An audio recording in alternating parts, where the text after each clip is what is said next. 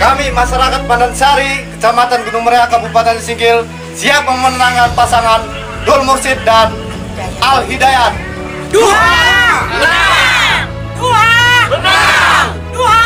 Menang! Kabupaten Aceh Singkil, Provinsi Aceh, kini tengah menyaksikan sebuah pergerakan monumental yang dipenuhi doa dan harapan mendalam kepada Allah Subhanahu wa Ta'ala. Di Desa Pandansari, Blok 2, Kecamatan Gunung Meriah, masyarakat bangkit dengan semangat yang menyala-nyala untuk menghadapi pemilihan kepala daerah tahun 2024. Ini bukan sekadar perjuangan politik, ini adalah perjuangan suci untuk mempertahankan martabat dan kehormatan di hadapan Tuhan Yang Maha Esa. Pembentukan tim pemenangan Dul Mursyid dan Al Hidayat Bancin adalah simbol kebangkitan rohani dan keberanian. Setiap langkah mereka dilapisi oleh doa, membuktikan bahwa kekuatan utama mereka adalah iman yang tak tergoyahkan.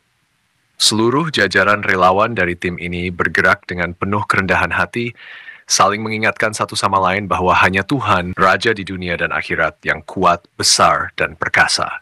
Kerendahan hati dan ketidakmauan untuk menunjukkan kesombongan menjadi ciri khas utama dari karakter para relawan ini.